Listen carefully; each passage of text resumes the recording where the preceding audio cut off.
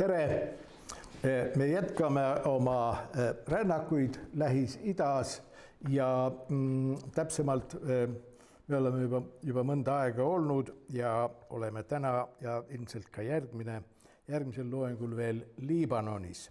Ja eelmisel korral oli meil juttu sellest, kuidas kahe maailmasõja vahel Liibanon kuuludes Prantsuse mandaadi alla ja kuidas prantslased püüdsid kontakti leida kohalike šiiitidega. Ja viimane, millest me rääkisime, oli see, et vene kirjaniku Maksim Gorki kasupoeg oli üks neid Prantsuse ohvitsere, kes tegeles administratiivküsimustega Lõuna-Liibanonis ja kes püüdis ja ilmselt suhteliselt edukalt kontakte luua Lõuna-Liibanoni šiiitidega ja nende hoiakuid prantslaste suhtes niimoodi leebemaks teha. See Prantsuse mandaadi aeg oli mitmel moel tegelikult üsna hea aeg Liibanoni šiiitidele. No, kõigepealt tuleb siin mõelda seda, et meil oli sellest põgusalt juttu, et kui 19. sajandi lõpupoole hakati rajama Liibanonis mitmeid koole, siis erinevad usugrupid said toetust väljaspoolt, et oma haridusasutusi arendada, aga šiitidel ei olnud tollel ajal kedagi, kes neid oleks toetanud ja nad pidid oma enda võimalustega leppima. Aga selle Prantsuse mandaadi ajal me võiksime nimetada seda koloniaalvõimuks, toetas väga heldelt šiiitide koole. Nii et see oli hariduse mõttes väga hea aeg šiiitidele Liibanonis. Aga teine asi, mida Prantsuse võimud tegid, nad võimaldasid rajada šiiitidel omaenda kohtusüsteemi. Varem Osmani impeeriumi ajal šiiitidel ei olnud lubatud omaenda kohtusüsteemi rajada, sest Osmani impeeriumis ei olnud olemas šiiitide milleeti. Seal oli olemas judaistide milleet, bütsantsi-kristlaste milleet, oli olemas armeenlaste milleet ja sunniitide milleet, kellel kõigil olid oma juriidilised süsteemid ja oma kogukonna sees nad mõistsid kohut omaenda seaduste järgi, mitte islami või mitte ühtsete riigi seaduste järgi. Aga nüüd Prantsuse mandaadi ajal oli Liibanoni šiiitidel võimalik rajada oma kohtusüsteem omaenda seadustega. Nüüd, meil on varem sellestki juttu olnud, et pikka aega Liibanoni ühiskonnas ei etendanud šiiidid erilist osa. Me nägime, et nad ei osalenud nõnda nimetatud Araabia rahvuslikus liikumises ja meil oli juttu ka sellest, et 1943 sõlmiti niisugune nõnda nimetatud rahvuslik pakt erinevate usuliste rühmituste vahel, mis mingil määral kehtib modifikatsioonidega, kehtib ka tänaseni ja selle pakti sõlmimisel ka šiiidid tegelikult ei osalenud, kuigi selle kokkuleppe kohaselt šiiitidele anti Liibanoni parlamendi spiikeri koht, mis on siiamaani šiiitide käes. Nüüd, kui Liibanon iseseisvus pärast teist maailmasõda või teise maailmasõja käigus, siis aegamööda hakkas šiiitide osakaal Liibanonis kasvama, hakati moodustama spetsiifilisi šiiitide erakondi ja hakati välja andma šiiitide perioodikat. Ja 50 aastate lõpus, 60-tel, 70-tel astus esile šiiitidel väga andekas, karismaatiline juht Liibanonis. See oli Musa as-Sadr. Musa on muidugi araabiakeelne Moosese vaste. Musa as-Sadr, ta oli Iraagist pärit, aga tema vanemad olid tegelikult Liibanonist sinna kunagi rännanud. Nii et ta tuli 50 lõpus Iraagist, ta kutsuti tegelikult, Liibanoni šiidid kutsusid ta kui niisuguse väljapaistva ja andeka noore õpetlase edendama haridust ja teisi valdkondi.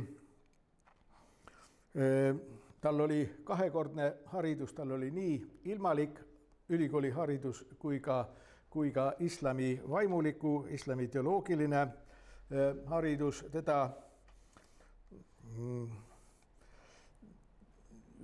Tema kohta võiks öelda, esiteks ta oli vaimulik, teiseks ta oli õpetlane, kolmandaks on teda nimetatud reformaatoriks ja mõnikord mõned autorid on teda lausa revolutsionääriks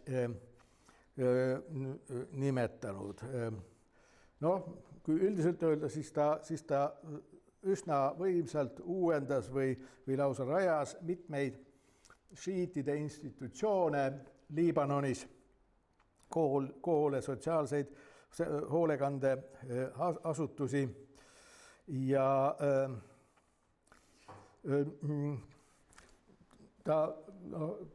üks asi, mida võib tema kohta öelda, oli see, et tänu tema tegevusele šiiitide eneseteadvus väga jõudsalt arenes. Ja teiseks oli tema eesmärgiks ja ta arendas ja suunas šiiitide kogukonda selles suunas, see on nimelt integreerumine Liibanoni ühiskonda. Niimoodi. Ta rajas näiteks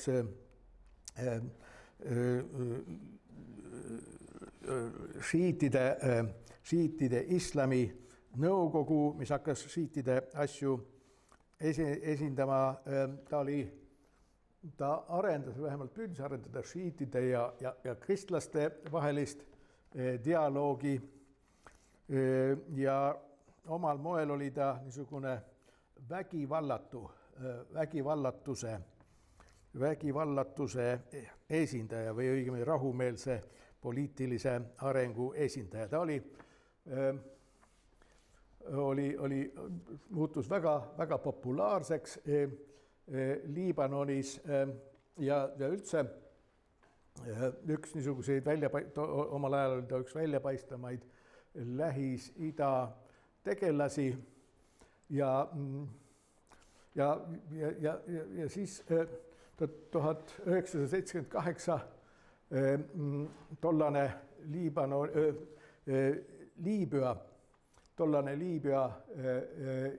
Liibüa juht Muammar Gaddafi kutsus ta delegatsiooni koosseisus endale külla. Nende vestlused ei olevat olnud väga sõbralikud, sest üks oli sunniit, teine šiiit. Ja siis, kui see delegatsioon ära lahkus tema juurest, siis ta kadus jäljetult, see delegatsioon eesotsas Musa as-Sadriga. Gaddafi kehitas jälle, ütles, et tema ei tea mitte midagi nendest.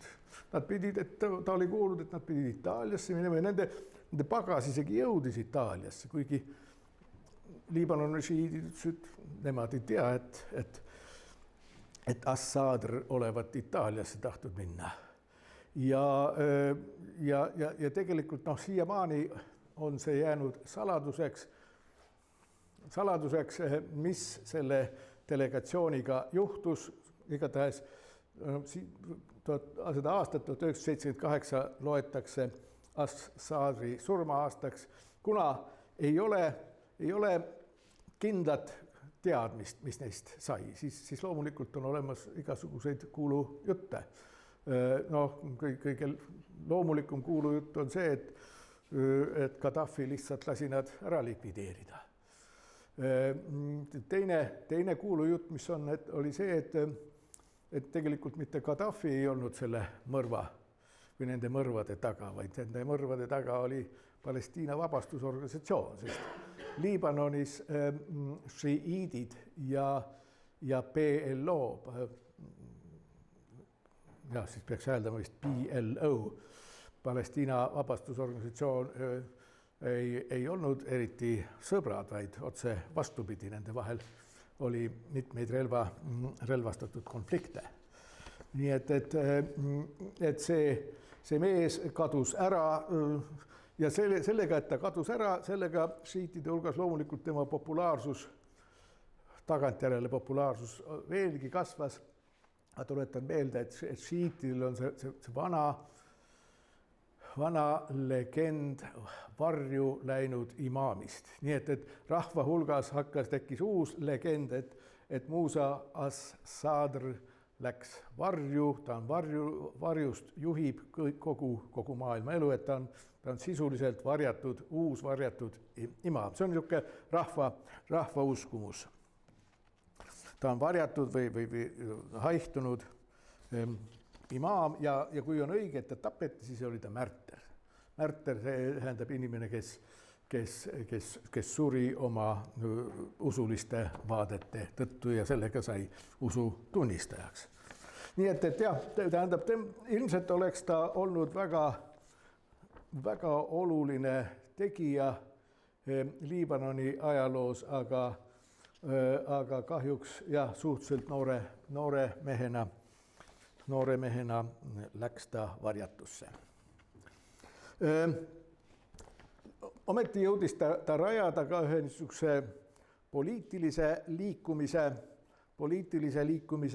šiitide, Liibanoni šiitide hulgas, see on Amal liikumine. Amal liikumine, algus oli see liikumine, hiljem tekkis, kuna oli Liibanonis juba tol ajal oli Liibanoni kodusõda, siis loomulikult Amalil tekkisid oma relvarühmitused ja tänapäevaks on Amal kujunenud niisuguseks üheks šiiitide poliitiliseks erakonnaks. Ta on niisugune suhteliselt liberaalne erakond, nii palju kui kodusõja järgses Liibanoni ühiskonnas šiiidid saavad olla liberaalid üldse, aga ta on selline erakond, mis on algusest peale tegelikult aktsepteerinud seda poliitilist teed, et tuleb teha koostööd teiste usugruppide poliitikutega ja rajada ühine parlamentaarne Liibanon. Nüüd sugugi mitte tuleb rajada ühine parlamentaarne ja multikonfessionaalne, see tähendab paljudest erinevatest usulistest rühmadest koosnev Liibanon, kus kõik on mingil moel esindatud. Paljudele šiitidele selline legaalse ja kallakuga ja kompromissidele minev poliitiline liikumine nagu Amal ei meeldinud ja nende põhjal, kes ei olnud sellise suunitlusega nõus ühel või teisel põhjusel, see oli väga erinevaid šiitluse siseseid rühmitusi, nende põhjal tekkis teine liikumine, teine organisatsioon, mis araabia keeles on Hizbullah, mis meie kirjanduses on rohkem tuntud Hezbollah nime all. See ilmub nähtavale Liibanoni poliitilisel ja religioonipoliitilisel maastikul kusagil umbes aastal 1982. Ta on palju radikaalsem kui Amali liikumine. Tema suureks poliitiliseks eesmärgiks on esmalt Iisraeli väljalöömine Liibanonist. Järgmisel või ülejärgmisel loengul ma annan ka lühikese ülevaate Liibanoni sõjast 70-ndatel, 80-ndatel aastatel, kuivõrd see puudutab ka tegelikult seda sealset religioosset maastikku. Ta oli mõnes mõttes religioonide vaheline sõda, aga väga piiratud tähenduses ainult, aga sellest edaspidi. Ja teiseks tollel ajal Hezbollah teiseks vaenlaseks pärast Iisraeli, tol ajal Iisrael okupeeris Lõuna-Liibanoni. Teiseks suureks vaenlaseks oli Palestiina vabastusorganisatsioon. Amali liikumine ei sobinud tolleks ajaks, 80-ndate alguseks, oli toimunud Iraanis usuline revolutsioon, nagu te teate. Ja Iraani eesmärgiks oli eksportida seda võitlevat šiiitlust, seda radikaalset šiiitlust, mis seal valitses. Ja Amali liikumine ei sobinud hästi Iraanile. Küll aga algusest peale sobis Hezbollah liikumine Iraani jaoks ja tegelikult võiks öelda, et Hezbollah sünni juures etendaski Iraan olulist osa. Kas ta on nüüd metafoorses mõttes üks Hezbollah vanematest või on ta hoopis Hezbollah ämmaemand Hezbollah sündimise puhul, see on juba maitse küsimus vist või. Aga algusest peale Iraan, eriti tema revolutsiooni valvurid, olid instruktoriteks Hezbollah võitlejate väljakoolitamisel. See piirkond, kus neid välja koolitati, oli Bekaa org. Meil on sellest ka juttu olnud, et Bekaa org Liibanoni ja anti-Liibanoni mäestiku vahel on üks neid šiiitide alasid, eriti see põhjaosa sealt. Ja seal olid need väga mitmed Hezbollah väljaõppelaagrid. Ja mitte ainult instruktoritega Iraan ei aidanud Hezbollah kujunemisele kaasa, vaid ka finantsiliselt, sest niisuguse suure väeüksuse rajamine on väga kallis asi. Enne Hezbollah'le antud hävitavat lööki, Iisraeli poolt antud hävitavat lööki, oli Hezbollah ikkagi Liibanonis tegelikult kõige võimsam väeüksus, nüüd enam muidugi mitte. Ja Hezbollah, vähemalt esialgu nende poliitiline või religioonipoliitiline ideoloogia oli Liibanonis šiiitliku islamiriigi rajamine. Šiiitliku islamiriigi rajamine, see tähendab erinevalt Amalist, nad ei olnud nõus tegema koostööd teiste usuliste rühmadega ja osalema parlamendi tegevusest. Aja jooksul tegelikult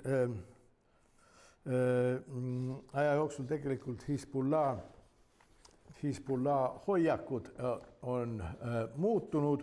Hezbollah, ja siin tuleks nimetada, et nende esimene vaenlane oli Iisrael, samuti Palestiina vabadusorganisatsioon, aga hiljem oli Hezbollah vaenlane, üks verisemaid vaenlased oli ka ISIS, see sunniitlik ekstremistlik rühmitus. Aga nagu ma ütlesin, aja jooksul on Hezbollah endagi poliitilised hoiakud muutunud. enam, vähemalt nende ametlikus ideoloogias ei paista välja, et seal oleks selline soov rajada eriline islamiriik Liibanonis,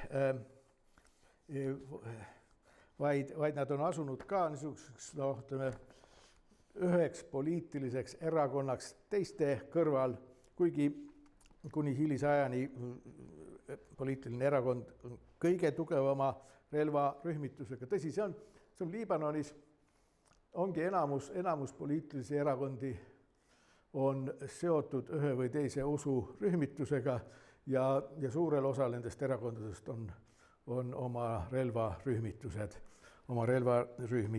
olemas. Nüüd on Hezbollah on parlamendiks, Liibanoni parlamendis. Liibanon on ikkagi parlamentaarse demokraatiaga riik ja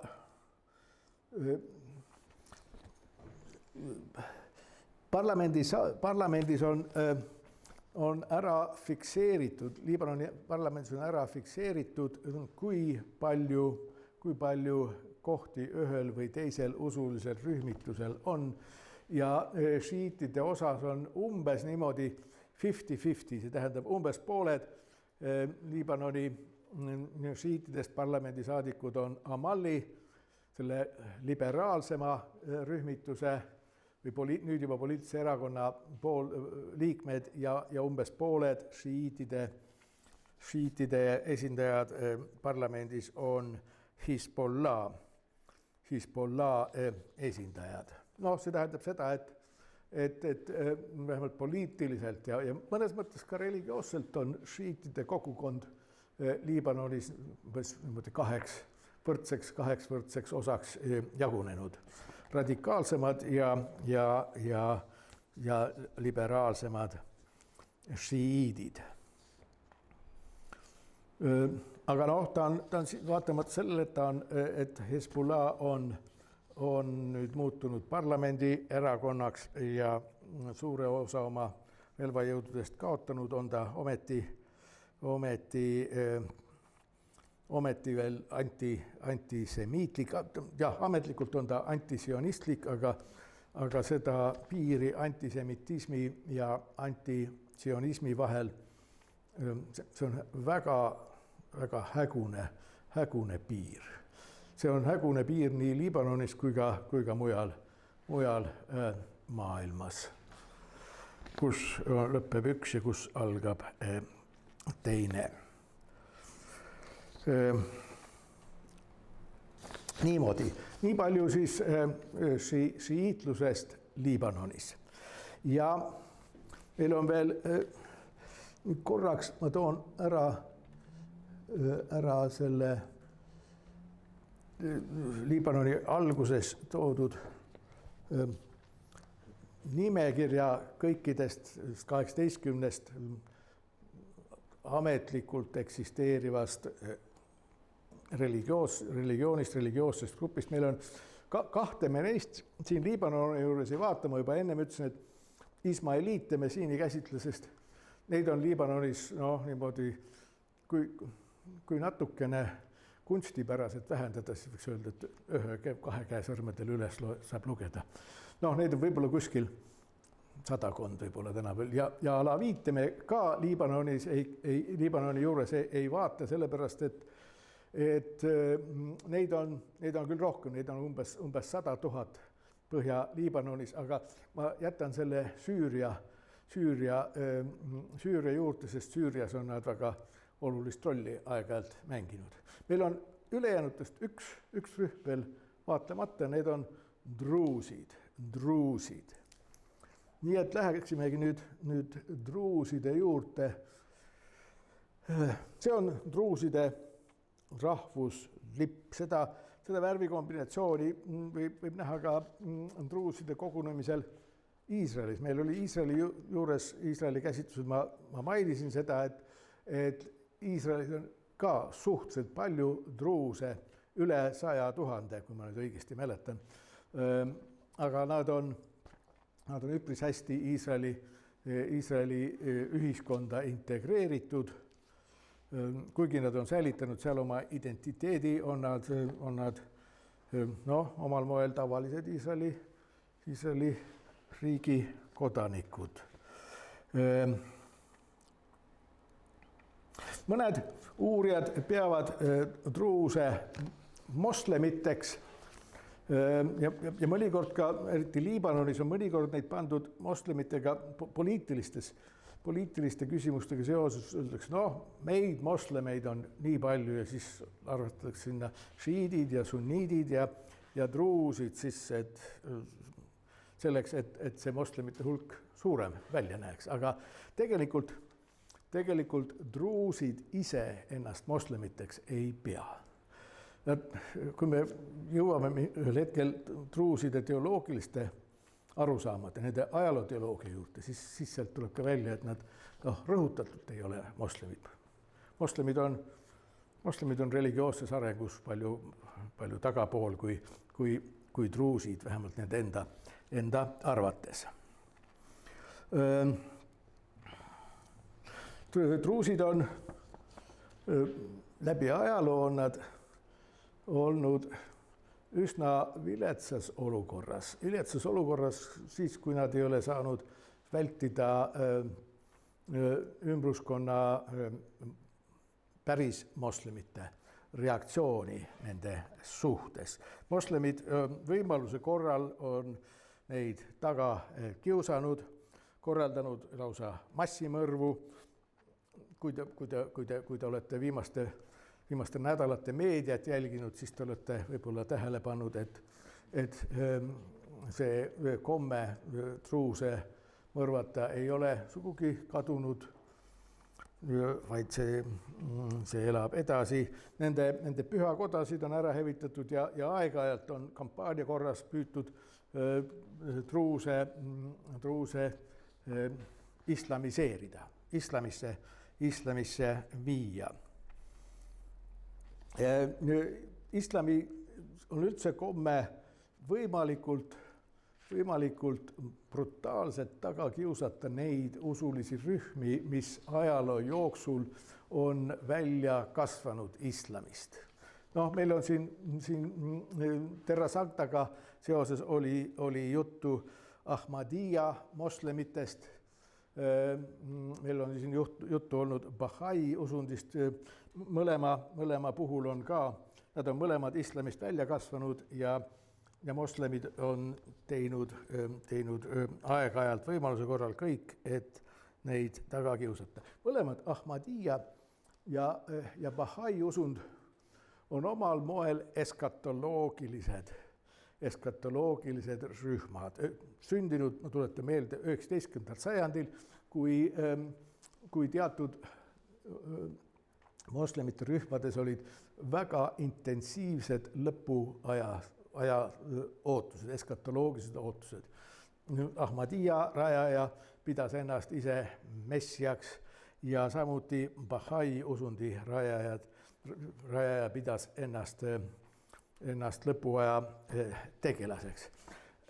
Druusid on ka välja kasvanud islamist ja nad on ka tegelikult niisugune eskatoloogiline rühm. Nende rajajad või õigemini see isik, need isikud, kes mängisid nende druusi liikumise, druusi usundi sündis olulist rolli, neid on ka peetud lõpuajastu messiaks või jah. Nii et aga erinevalt nüüd Ahmadiyyast ja Bahai usundist, nagu ma ütlesin, mis sündisid 19. sajandil, druuside usund sündis umbes 1000 aastat tagasi. Ja omal moel on üsna huvitav see, et 1000 aastat tagasi, kui ta sündis, arvasid nad, et lõpuajastu on käes, eskatoloogiline aeg on käes ja nad on teatud moel säilitanud niisuguse eskatoloogilise teadvuse, et lõpuaeg on käes. Teatud moel. 1000 aastat kuni siiani. loomulikult enam mitte nii intensiivselt nagu 1000 aastat tagasi, aga ikkagi mingil moel. Noh, see ei ole ju mingi väga haruldane, siit mitte väga kaugel sellest kohast, kus me siin seda loengut pidame, on teise poole Emajõge vist on vanausuliste kabel. See on, vanausulised on samamoodi. Nad 17. sajandist alates, Vene vanausulised 17. sajandist alates arvavad nad, et eskatoloogiline aeg on käes. Eskatoloogiline aeg on käes, aga nad on ka teatud moel siiamaani suutnud seda aru saama, seda usku, et eskatoloogiline aeg on käes. On suutnud seda vähemalt mingil määral säilitada. Nüüd veel sissejuhatuseks peab ütlema, et druuside usund on ühest küljest eskatoloogiline, teiselt poolt on ta ka esoteeriline usund. Esoteeriline usund, ta ei ole mitte ainult suletud ja varjatud meiesuguste outsiderite jaoks, vaid druuside usundi kõige vähemalt nende jaoks kõige olulisemad, kõige seesmisemad usulised arusaamad on tegelikult varjatud ka enamus druuside eest. Druuside ühiskond on, või druuside religioosne kogukond on, me võiks öelda kahekorruseline, on eliit olemas ja tavalised druusid. Need on kuskil umbes, eliit on 10-15% druusidest ja nemad teavad, mis on druuside usundi põhimõtted, kogu see, mis on tõde. See ülejäänud, see umbes 85%, neile öeldakse, et tõde on olemas, te peate uskuma neid eliidi hulka kuuluvaid inimesi. Kui näiteks druusidel oma pühakirjad, mille juurde me ka tuleme, aga nad loevad pühikirju oma palvemajades, neil mošeesid ei ole, neil on palvemajad. Palvemajades, mida niisugused kultushooled, mida võiks palvemajaks nimetada. Kui nad neljapäeva õhtuti loevad seal oma pühikirju, kõik võivad sinna, kõik druusid võivad sinna tulla, aga kusagil umbes selle ettelugemise keskel jõutakse niisuguste pühade kirjade juurde, mida kõik druusid ei või kuulda. Ja siis palutakse enamusel lahkuda, ainult valitud šeigid jäävad sinna palvemajja edasi neid eriti tähtsaid, eriti tõsiseid tekste lugema.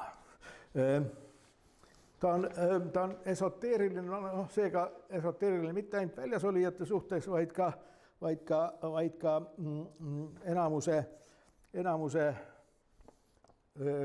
druuside enese suhtes ja seetõttu on ta ka üldiselt väga vähe tuntud väljaspool. Ja viimase 100 aasta jooksul on üht-teist ilmunud, mõned tekstid on ühel või teisel moel sattunud suurematesse läänemaailma raamatukogudesse, neid on avaldatud, mõned druusid ise töötavad ülikoolide juures ja on üht-teist ka avaldanud ja kirjutanud, nii et midagi on teada, aga tuleb tunnistada ikkagi, et mitte väga palju. Lähis-Idas on, druusid ei ole selles mõttes, nad ei ole ainus esoteeriline usund Lähis-Idas. Neid esoteerilisi või üldiselt vähe tuntud usundeid on terve hulk olemas. Ma siin mõned kirjutasin üles mõned väga vähe tuntud usundid Lähis-Idas, mida ma loodan kõiki aja jooksul, vähemalt nii palju, kui ma tean nendest rääkida, see on ilmselt üsna väikene osa, ainult on alaviitidest, kellest meil on juba juttu põgusalt olnud, siis on olemas jaziidid või jesiidid, keda Euroopas praktiliselt ennem ei teatud neist mitte midagi. vähemalt avalikkus teab, enne kui ISIS hakkas nende naisi orjadeks, seksuaalseteks orjadeks pidama siin, mitte väga ammu ja see sattus meediasse, siis hakati jasiidist. Jarzanism on üks Iraani usund, Ali illahismi puhul ei ole isegi kindel, kas nad on olemas või mitte, aga Vikipeedias on see artikkel olemas, aga Vikipeedia näib ka õlgu kehitavat, ei tea, kas on olemas või mitte. Või šabakism on Iraagis, mandalased on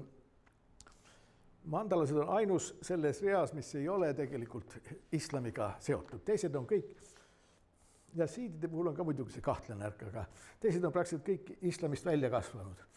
Aleviidid ja Bektašid on Türgis olevad isemoodi religioossed liikumisest, millest ma loodan ka, kui me ükskord Türki jõuame natuke pikemalt rääkida.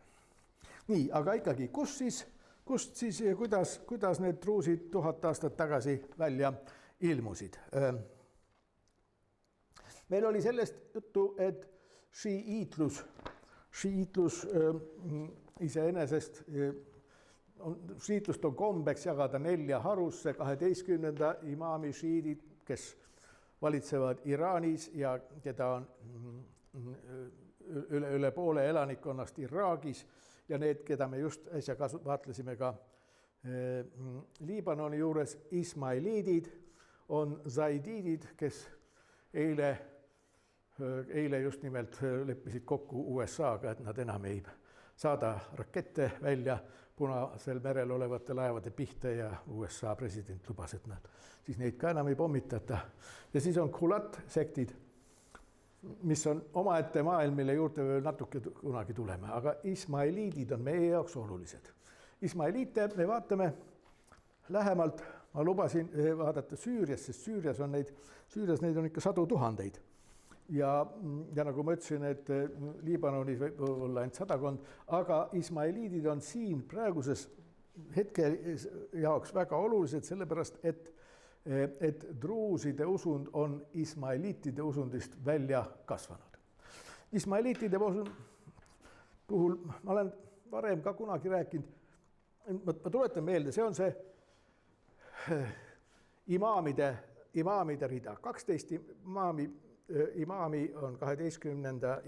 imaami šiitide jaoks ja pärast 6. imaami toimus hargnemine. Ma vist eelmine kord rääkisin ka sellest, et 6. imaami puhul Jafar oli ta nimi, Jafar al-Sadek, tal oli poeg Ismael, kelle ta määras endale järeltulijaks, järgmiseks imaamiks, aga see Ismael suri varem ära kui tema isa ja siis tekkis šiitidel küsimus, kui Ismael on ära surnud, see 7. määratud imaam on ära surnud enne 6., kas siis peaks tegelikult 7. imaamiks saama ta elus olev poeg nimega Muusa ja enamus arvaski, et nii peab olema, aga mingi üks rühmitus šiiite Ali pooldajaid, Ali erakonna pooldajaid arvas, et tegelikult ikkagi Ismael oli päriselt 7. imaam ja hakkasidki pidama teda 7. imaamiks ning tema järeltulijaid edasi siin selle tabeli peal neid ei ole, aga siin tuleb siiamaani vähemalt ismailiitide enda meelest katkematu imaamide rida ja praegu selle aasta veebruaris sai ametisse 50. imaam selles reas. Kas see ismailiitide imaamide rida on tõepoolest geneetiliselt katkematu, see tähendab, et kas nad on kõik sedapidi prohvet Muhammadi järeltulijad või mitte, see ei ole probleem ismailiitide jaoks, see on võib-olla geneetikute jaoks probleem, huvitav küsimus, aga mitte ismailiitide jaoks, nemad teavad seda, et see liin on siin olemas. See veebruaris suri ära Aga Khan 4. nende 49 imaam ja kellest meil siin on kunagi juttu ka olnud, kelle pilti ma näitasin, kuidas ta Innsbrucki olümpiamängudel osales mäesuusatamisel ja nii edasi. Ja.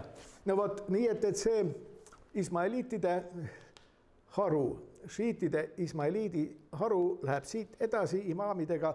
Tõsi, see asi on veel keerulisem, aga meid see praegu ei huvita. Esimesed 1,5 sajandit pärast Ismaeli olid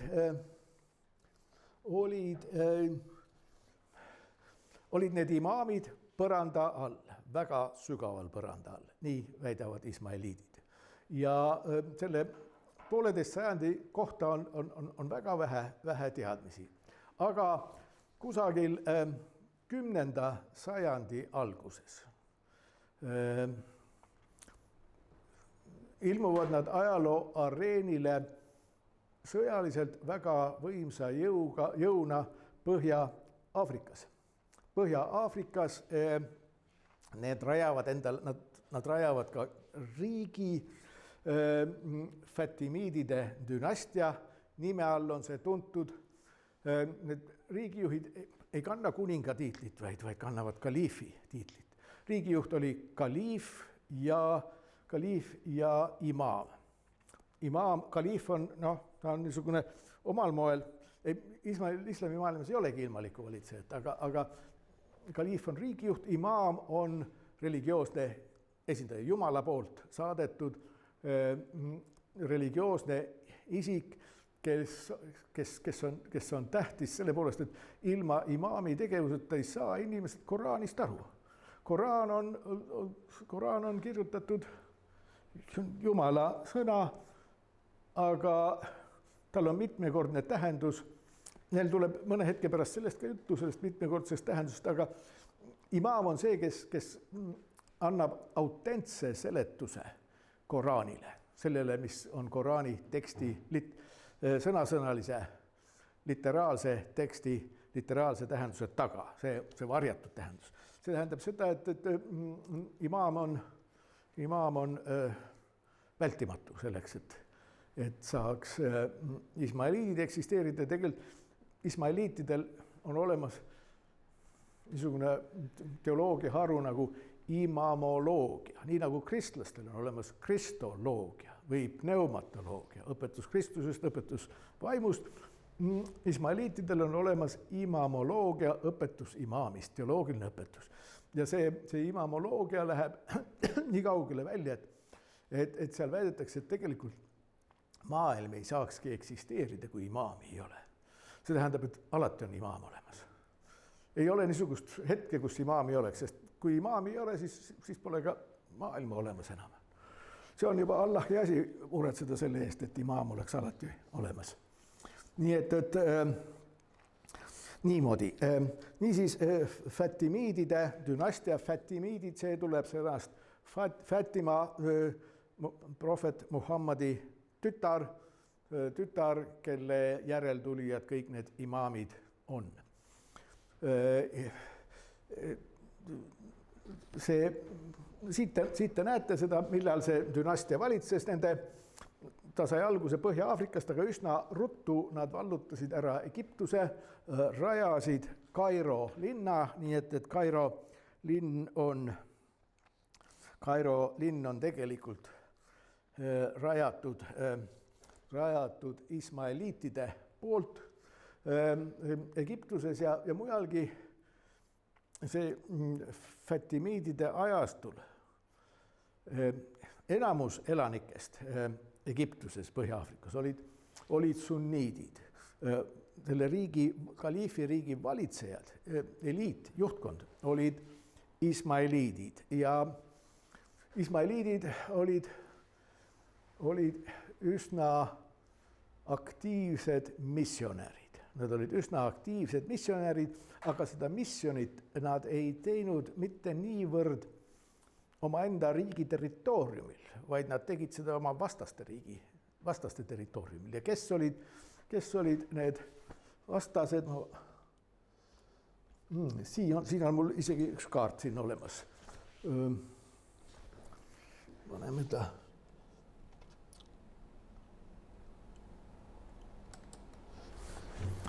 See on see Fatimiidide kalifaat oma kõrghetkel ja nende vastased olid Abbassiidide kalifaat, mis jääb siit kaardist peaaegu et välja, see tähendab Abbassiidid olid sunniidid, kes valitsesid väga kaua, umbes aastast 750 kuni aastani 1258. Nende pealinn oli Bagdad, see oli aeg-ajalt oli ta väga võimas riik, aeg-ajalt ta ei olnud väga võimas riik ja ismaeliitide, siin Kairos baseeruvate ismaeliitide missioon oli suunatud just nimelt Abbassiidide oma vastaste territooriumile. Selleks, et põhieesmärk oli see, et lõpuks hakkaksid ka seal Abbassiidide riigis valitsema tõelised moslemid, see tähendab ismaeliidid. Ja peab ütlema, et ismaeliidid teadsid, kuidas teha missionit. Missionit tuleb nii teha, et missionärid oleksid targemad kui need, keda nad missioneerivad.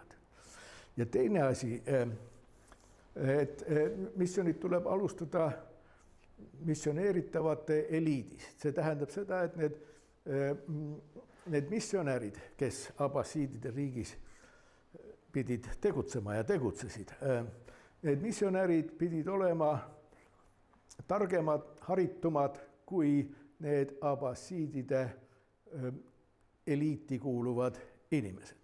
Need Abbassiidide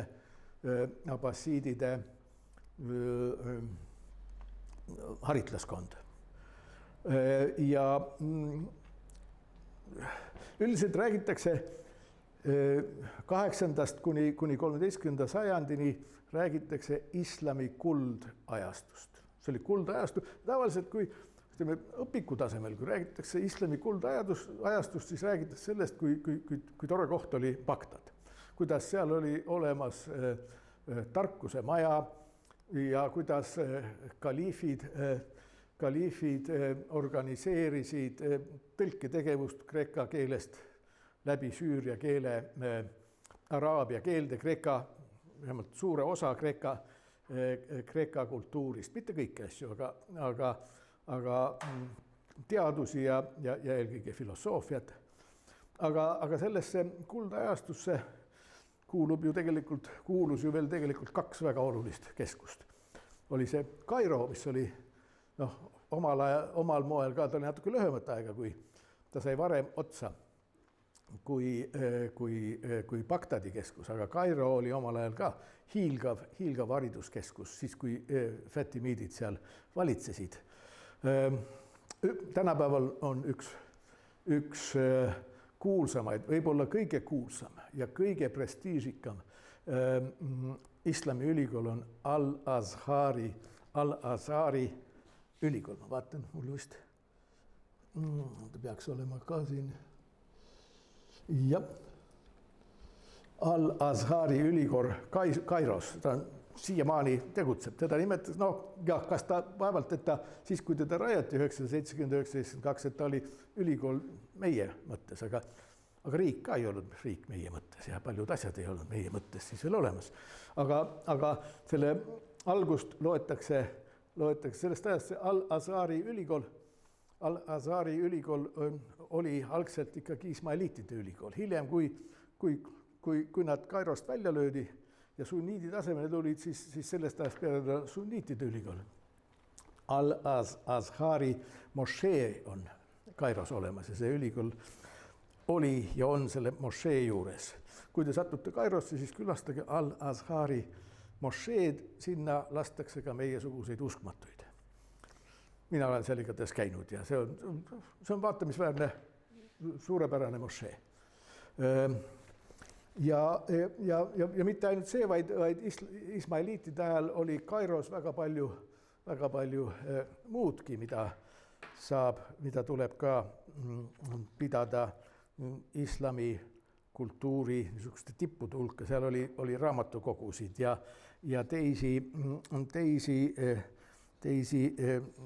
haritud gruppe tegutsemas. Ja muidugi tegelikult mööda minnes tuleb nimetada, et lisaks islami kuldajastul 8.–13. sajandini oli lisaks neile 2 keskusele, Bagdadile ja Kairole veel ka kolmas väga oluline islami keskus, Cordoba Andaluusias, mis oli täpselt samamoodi, mitte täpselt samamoodi, aga omal moel samuti kõrgkultuuri keskus. Niisiis, tol ajal valitsesid Egiptuses ismailiidid ja need paljud ülikoolid ja hariduskeskused, mis Kairos ja raamatukogud, mis Kairos tegutsesid, nende üks põhilisi eesmärke oli missionäride harimine, kes tegutsesid missionäridena Süüria, Pärsia aladel ja samuti tänapäeva mõttes Kesk-Aasia aladel. Nii et need missionärid ja nagu ma ütlesin, nad pidid olema haritumad kui seal kohaliku Pärsia, Süüria ja Kesk-Aasia sunniitidest juhid ja omal moel nad ka saavutasid selle, sellepärast et viimase 100 või natuke rohkem kui 100 aasta jooksul on üsna palju ismailiitide kirjandust päevavalgele tulnud ja need näitavad seda, et just huvitaval kombel see haridust saadi Kairos, aga see vaimne tegevus iseenesest, see loominguline vaimne tegevus, see oli Pärsia aladel võib-olla ja Kesk-Aasia aladel võib-olla kõige tulemus rohkem. Niisiis, aga üks niisugusi iseärasemaid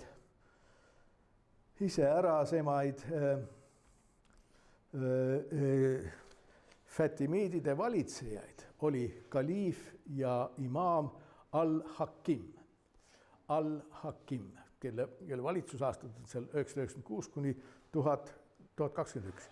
Ta on mõnes mõttes hea näide selle kohta, kuidas pilt sellest inimesest sõltub sellest, kes selle pildi joonistavad. Kristlased, Egiptuse kristlased, Süüria kristlased, sest tol ajal selle kaarti järgi oli ju näha ka, et suur osa Süüriast ja Terra Sancta kuulusid kõik Fatimiidide riigi koosseisu. Kristlaste meelest oli ta saatana kehastus. Ta oli kurjategija. Üldiselt need Fatimiidi valitsejad olid tolerantsed. Nad olid tolerantsed enamuse Egiptuse araablaste suhtes, kes olid sunniidid, neist erinevad. Ja nad olid tolerantsed enamus ka teiste usudite, ka juutide suhtes, ka kristlaste suhtes. Al-Hakim on selle poolest kristlaste hulgas tuntud, et ta purustas Kristuse Kristuse hauakiriku Jeruusalemmas. See oli kaudselt võib-olla üks motiive ka, mida mõni aeg hiljem ristisõdade käivitamiseks kasutati. Näete, nad moslemid hävitasid meie kõige tähtsama pühamaa ära Jeruusalemmas. Tõsi, ta ilmselt selle hävitas ära. Ja samuti ta olevat hävitanud ka teisi kirikuid. Sunniidid ütlevad, ta oli hull kaliif. Ta oli hull kaliif, kes lõpuks hakkas ka moslemeid taga kiusama ja mošeesid hävitama, eelkõige just, mošeed on eelkõige sunniitidel. Ismailiitide meelest, ismailiidi allikad, ta oli täiesti normaalne kaliif. Ta oli väga vaga kaliif, vaga ismailiit ja ta oli rahva poolt armastatud, ütlevad ismailiidi allikad. Ja druuside allikad ütlevad, ta oli jumala kehastus. Ta oli jumala kehastus. See, mida nad selle jumala kehastuse all mõtlevad, see on natukene hägune. Kristliku taustaga inimesed mõtleksid, et nad peavad teda nagu Kristus oli Jumala, nagu Jeesus oli Jumala kehastus, aga ismaeliitidel see teoloogia ei ole nii ühtselt arenenud või vähemalt väljasolijad, minusugused väljasolijad ei tea sellest midagi. Aga teda on omal moel peetud kas Jumala kehastuseks druuside poolt või vähemalt Jumala ilmutuseks, Jumala avalduseks siin maailmas. Tema lõpp on nii nagu mõnedel teistelgi šiiitluse tegelastel, nagu Muusa as-Saadrilgi. Ta kaob ära. Tal oli kombeks käia öösiti üksinda ratsutamas. Kairo lähedal, Kairost ida pool on niisugused mäed. Ja ta olevat sinna ratsutanud ja ükskord ta ei tulnud sealt tagasi enam.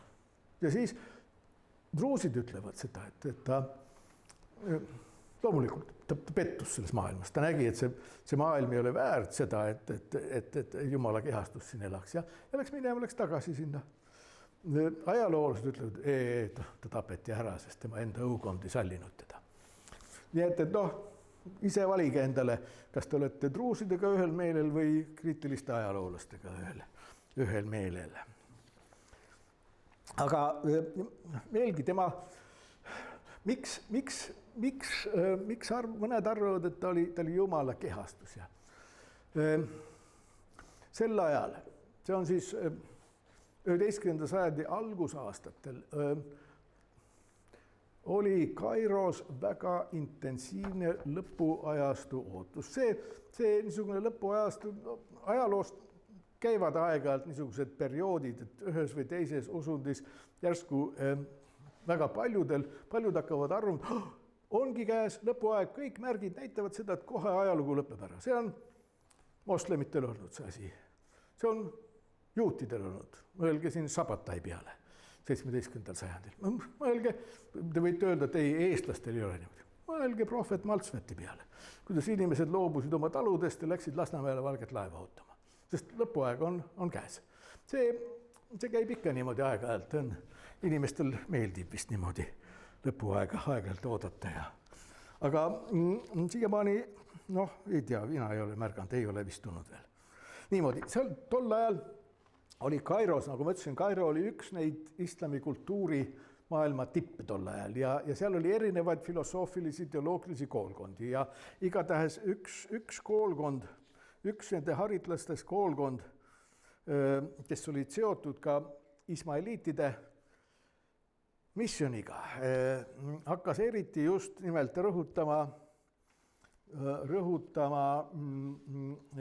rõhutama al-Hakimi jumalikkust seal druuside allikate järgi. Aga see on ainult druuside allikates. On niisugune teave olemas, et ühel hetkel aastal 1017 al-Hakim kuulutas välja uue ajastu alguse.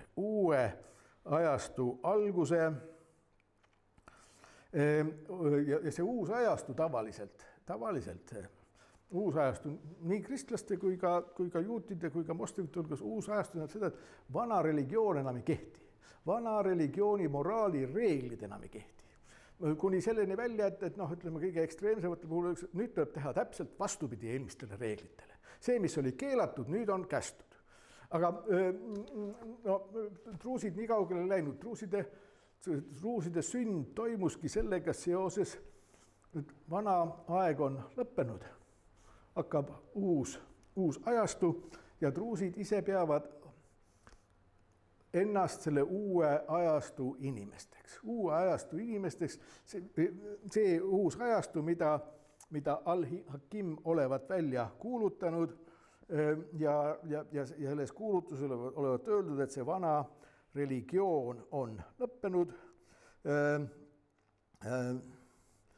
et nendele religiooni formaalsustele, see tähendab šariaadile, ei ole vaja mingit tähelepanu pöörata, vaid kõik inimesed võivad otse tõde kogeda, sõltumata sellest, kas nad käivad mošees või mitte. Välised tegevused ei ole enam üldse olulised, inimesteks on põhiliselt on ikkagi see tõde, see Jumala tõde on oluline. Mis see Jumala tõde on, kohe varsti ka näeme sellest. Ja see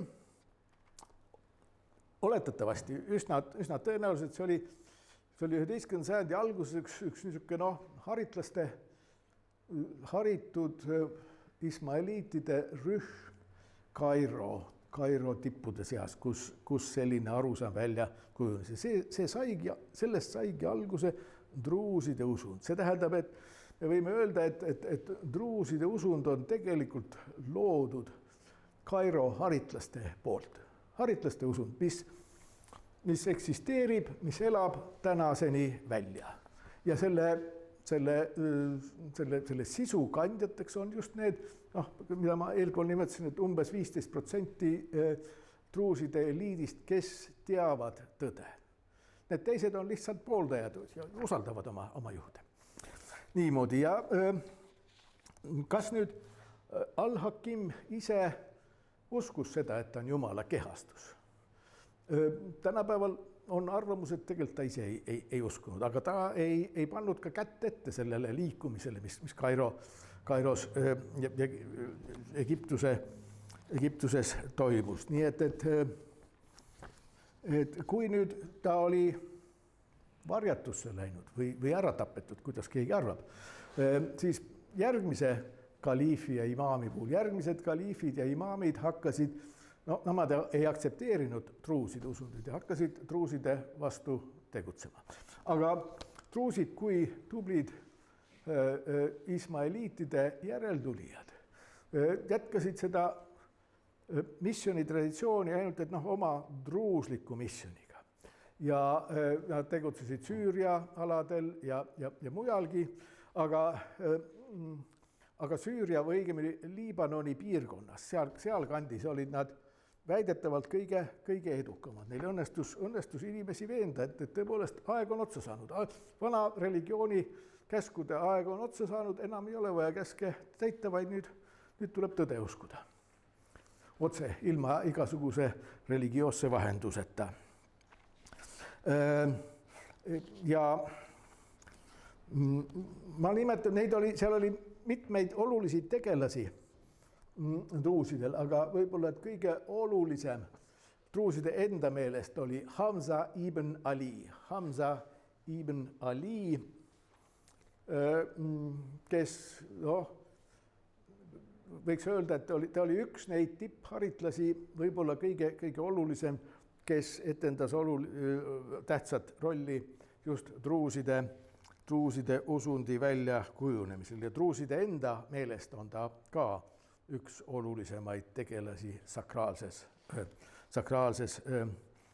ajaloos.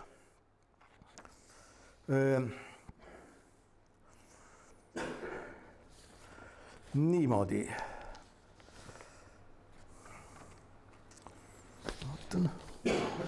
Jah. Nüüd veel natukene druuside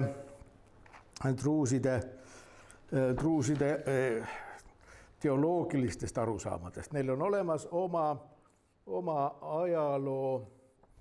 ajaloo teoloogia. Oma ajaloo teoloogia, kuidas nad näevad, kuidas ajalugu, sakraalne ajalugu, õige ajalugu, inimese ja Jumala ajalugu on kulgenud.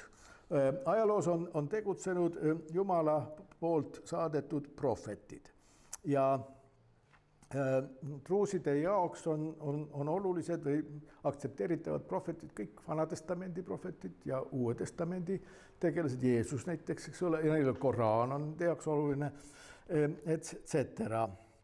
Need prohvetid, Mooses ja Jeesus ja Muhammad, kõik nad esitasid ilmutust, mis kujundas inimeste välist käitumist. Koraan selle sõna otseses mõttes ja šariaat ja juudi seadused, kõik nad kujundasid niisugust välist käitumist, kuidas inimene peab käituma religioosselt, kuidas palvetama, kuidas ta peab tsiviilühiskonnas käituma. Kõik see niisugune juriidiline ja seaduslik maailm, see on druuside meelest nende ilmutuse niisugune otsene sõnaline interpreteerimine ja üldse nad kujutasid ette, et kujutavad siiamaani ette, et religioosses arengus on kolm astet. See niisugune väline käitumine, religioossete eeskirjade järgimine, judaistlike, kristlike, islami omade, see on kõik esimene faas. Esimene faas, kus pühakirju mõistetakse sõnasõnaliselt. Te peate teatud ajal paastuma, te järelikult hoidute teatud toitudest. Ja nõnda edasi, see on esimene aste. Teine aste on, ja see on see, ütleme, šariaadi järgimine, see esimene aste, see ongi islam. Islam ongi väliste nõuete järgimine. Ma ütlen kohe ette ära, et druusid ise peavad ennast 3. astmel olevateks ja seetõttu see esimene aste, mis on islam, seetõttu nad ei pea ennast moslemiteks, selles mõttes, et nemad ei ole enam esimesel astmel, nad ei järgi väliselt neid käske. See on see teoloogiline, ma varem ütlesin, et nad juba teoloogiliselt ei pea ennast moslemiteks, nad ei saa pidada, sest see on niivõrd madal, see on esimene aste, esimese klassi poisid on moslemid seal. Aga nemad on 3. klassi poisid ja tüdrukud, eks ole. Et see on see prohvetliku ilmutuse ehk pühade kirjade tekstide sõnasõnaline mõistmine. Nii nagu on seal öeldud, nii tulebki täpselt mõista seda asja. Aga teine aste, see on üks oluline araabiakeelne termin, batin. See on tekstide sümboolne interpretatsioon. Mitte teksti sõnasõnaline tähendus, vaid teksti taga on mingisugune muu tähendus, millele see tekst viitab, aga see, millele ta viitab, seda tavainimene ei tea, selleks ongi imaam olemas. Imaamid aitavad näitavad inimestele, kuidas seda näiteks Koraani teksti tagant asju lugeda. Teised ei tea seda, imaamid teavad tänu sellele, et Jumal on neil öelnud, see ei ole inimese võime üldse teksti taha lugeda, see on Jumala poolt antud võime ja see on imaamil olemas. Ja see on see teine aste, batin ongi niisugune islami oluline termin, sümboolne või seesmine interpretatsioon, teksti seesmine, varjatud tähenduste mõistmine. Mitte otsese, see on see teise astme ja teine aste, see on ismailiitide religioon, sealt, kus druuside religioon välja kasvas. Nad läksid ismailiitidest edasi, vähemalt ise nad mõistsid seda niimoodi. Ja ismailiidid oma imaamidega, need imaamide rida, eks ole, ismailiitidel. Need imaamid olidki selleks, et seda batinit läbi viia. Ja ma toon selle paralleel või teise mõiste zahir. Zahir on see literaalne tähendus, sõnasõnaline tähendus. See on, zahir on, moslemid loevad niimoodi.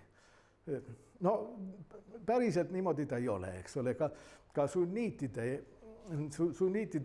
eriti sufistlikes ringkondades on olemas ka sümboolsed interpretatsiooni, vähemalt sümboolse interpretatsiooni katseid, aga druusid ütlevad, et druuside ajalooteoloogia järgi esimeses faasis on see zahir, teises faasis on batin ja kolmas faas on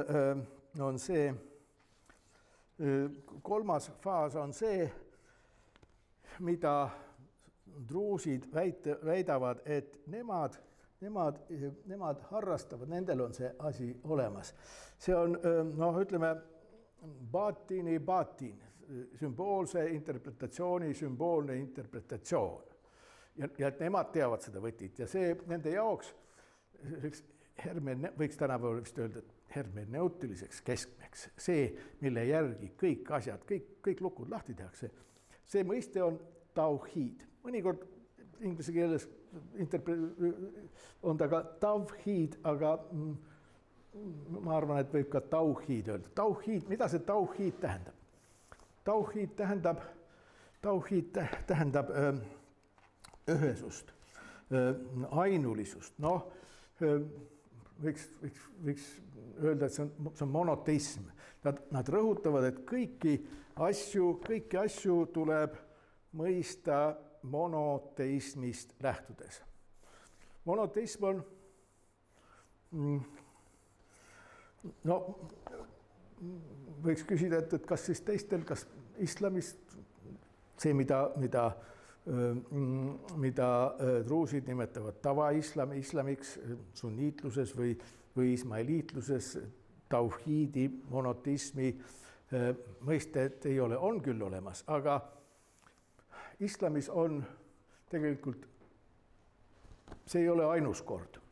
Druuside religiooni tekkega ei ole ainus kord, kus avastatakse, kus inimesed avastavad, kus teoloogid avastavad, me ei ole olnud piisavalt monoteistid. Me peame rohkem rõhutama monoteismi. No, ütleme, tänapäeval üks kuulsamaid niisuguseid uusi, islami sees olnud uusi laineid, kus öeldi, et me ei ole olnud korralikud monoteistid, on vahhabiitlik liikumine näiteks. Vahhabiitlus ju võitleb igasuguse pühakute austamise vastu. Kuni selleni välja, et ka matused on keelatud, sest matusel inimesed pööravad tähelepanu lahkunule, mitte ainujumalale. Druuside sünd, druuside teoloogia, teoloogilised arusaamad, religioossed arusaamad, sünd on ka üks niisuguseid järjekordseid mõtteavaldused, me ei ole olnud piisavad monoteistid, me peame olema palju monoteistlikumad, palju, aga nende teoloogia, nende religioon on läinud natuke teist teed mööda kui vahhabiitlus. Nad siiamaani, nende enesemääratlus on see, et nad on ainujumala rahvas, nad on ainsa jumala rahvas, mitte mingisugused druusid, see on väline, nad on ainsa jumala rahvas, ainujumalus. Monoteismiga on, monoteism võib inspireerida tegelikult väga erinevaid religioosseid arusaamasid. No, ütleme niisugust vahhabiitlik või seda tüüpi monoteism on see, et Jumal on ainus Jumal, Allah on the God, Allah on ainus Jumal, tal ei ole mingisuguseid pühakuid ega vahendajaid olemas. Ta on ainus Jumal, me saame ainult tema poole pöörduda. Aga veelgi rangem monoteism võib öelda siit sammu edasi minna. Tegelikult Jumal on ainus reaalsus. Ja kui Jumal on ainus reaalsus, siis mida öelda selle maailma kohta?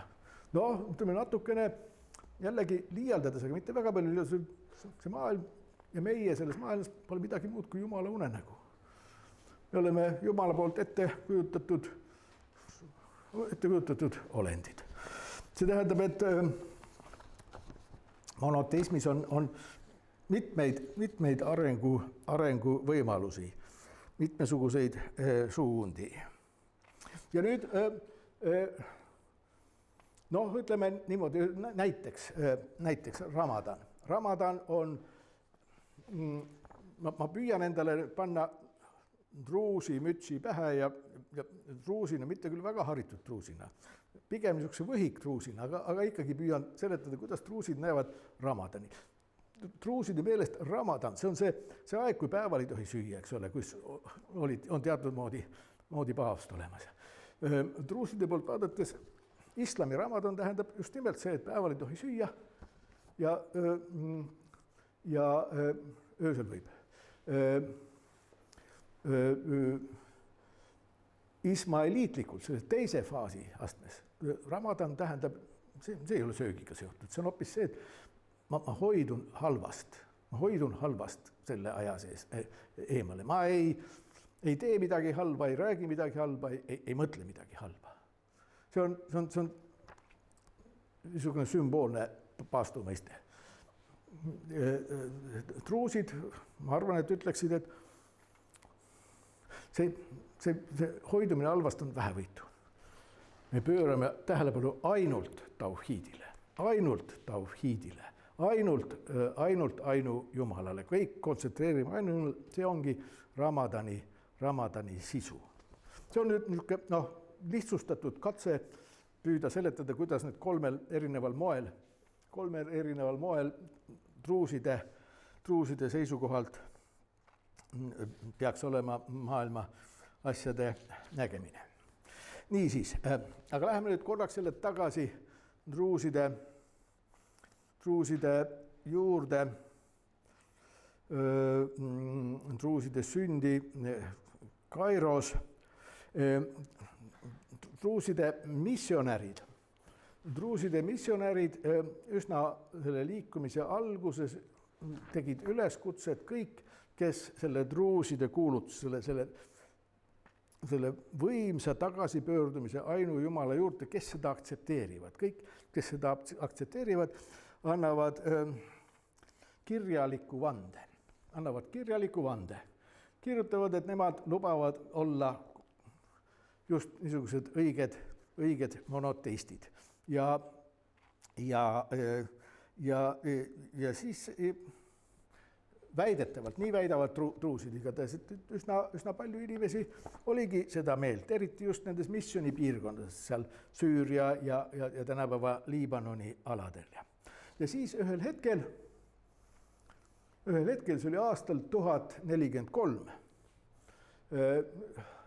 toimus truuside juhtkonna meelsuses muutus või uus avastus või oli see uus religioosne ilmutus. 1043 teatati, et nii, nüüd me lõpetame nende kirjalike vannete andmise ära. Need, kes on kirjalikud vande andnud oma allkirjaga, need on nii-öelda sees. Kes ei ole, need jäävad välja, need enam ei saa tulla. 43, kõik need inimesed, kes 43. aastaks olid selle kirjaliku vande andnud, vähemalt nii väidab truuside enda ajaloo mõistmine, need inimesed ongi truusid. Teised ei ole. Ja mis siis juhtus, kui need inimesed ära surid, kes olid andnud? Nad inimesed sündisid taas. See tähendab, truusidel on olemas väga tugev ja väga selge reinkarnatsiooni õpetus.